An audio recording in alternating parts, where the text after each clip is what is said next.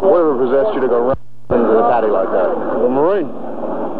How do you mean? He's a Marine. I'll take care of him.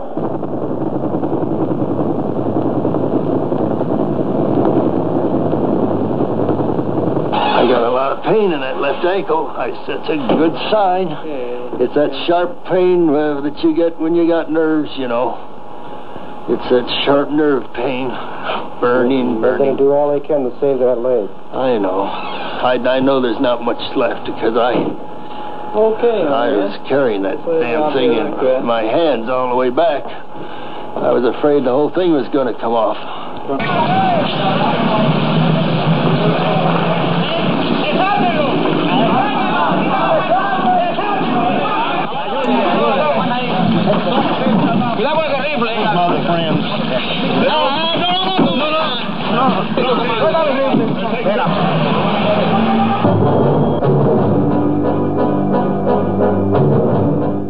For these Marines, 1965 was a year like no other in history. For the first time, Fleet Marine forces were committed to combat in both hemispheres at once.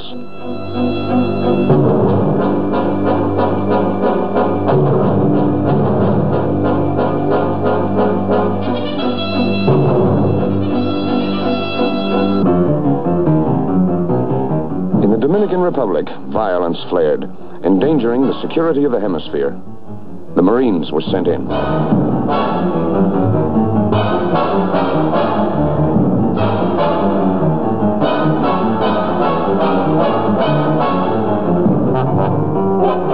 And in Vietnam, growing communist aggression was answered with the commitment of battle-ready Marines from the Pacific Fleet.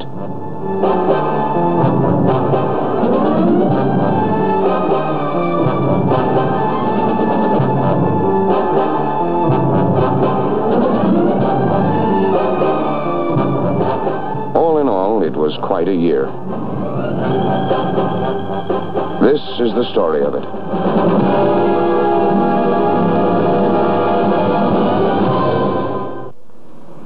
The Caribbean in April. Blue water, gentle surf, sunlit, leisurely beaches. Warmth and laughter and fun. But in April of 1965, the Dominican Republic becomes a scene of violence, unrest, and angry upheaval, endangering the security of the hemisphere. It is a threat which is immediately recognized. The American nation cannot, must not, and will not permit the establishment of another communist government in the Western Hemisphere.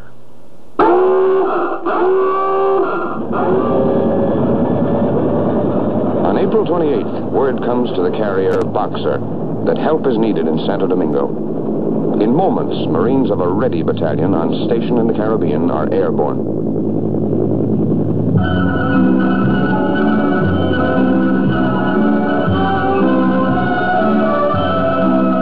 Like two other such ready battalions on board ships in the Mediterranean and in the Far East, the unit from the Boxer is able to react literally on a minute's notice.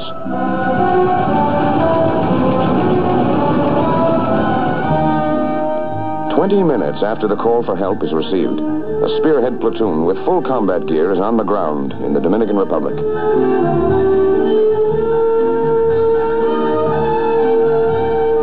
Quickly, the platoon sets up a defense perimeter to assure the safety of the American embassy and of civilians who have taken refuge in the Ambassador Hotel.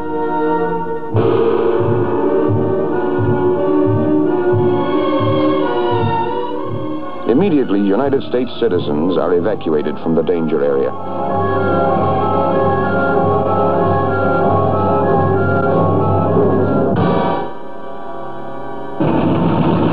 As the situation in Domingo grows worse, the company follows the platoon ashore.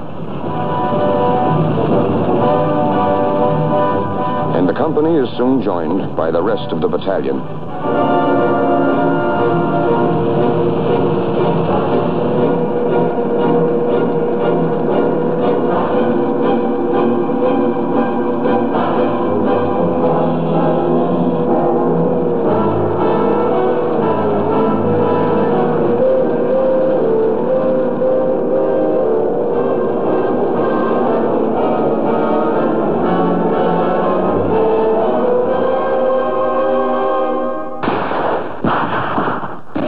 first jobs is to clear a corridor for necessary movement and communications, and to provide a buffer zone, a neutral area between rebel forces and Dominican government troops.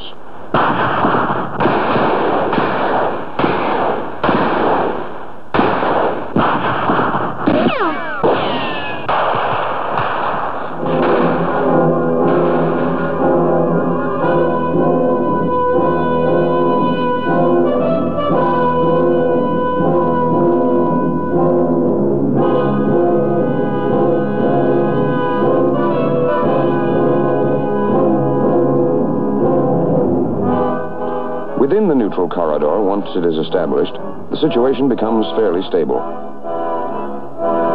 But to wander out of it, even by mistake, can mean trouble.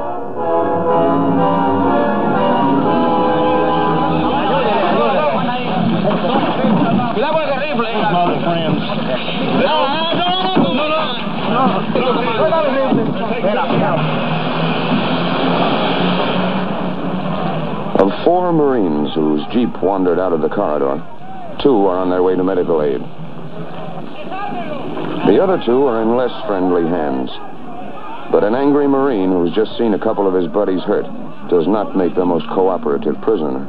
They claim by the radio they took the wrong way, but they were 7 blocks away from the international line. They were on the way to the airport 7 blocks away from the line. We made a wrong turn. We got up halfway up the street. Your people started shooting at us. You hit one of our men. You almost destroyed one of our vehicles. We will treat you as a prisoner and we'll give you all the guarantee, but you better take it easy. Don't be so arrogant. We will not tolerate it. You come to the United States. You can sell your way around just like that? We have already ordered our radio to announce that we are sorry that by carelessness from the American forces, this situation has taken place where innocent where lives are being lost from their side and from our side, and that we hope that they keep their line to avoid trouble. Snipers are a constant problem, but Marines manage to keep their sense of humor. There was this one guy. He couldn't hit anything. Every afternoon, he'd fire a few rounds down our way, and, we'd stay in cover more or less, but he never came close to anybody. We let him alone. I mean, if we cleaned him out, they might have put somebody in there who could shoot.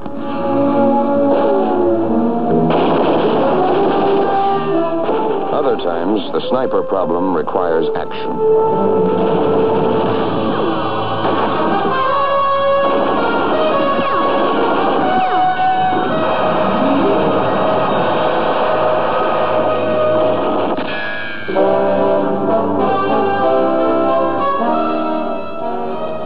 As things settle down, the job becomes one of maintaining security.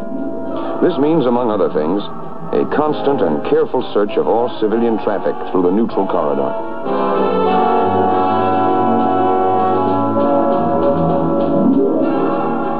No hiding place is overlooked which might conceal weapons, the means of renewing violence in the corridor.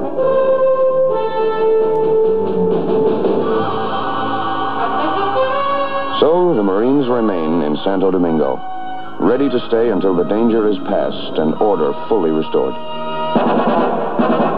Lieutenant Kelly, you start infiltrating your people down. Excuse me, sir? Start infiltrating your people down. Your people down here in front of me now.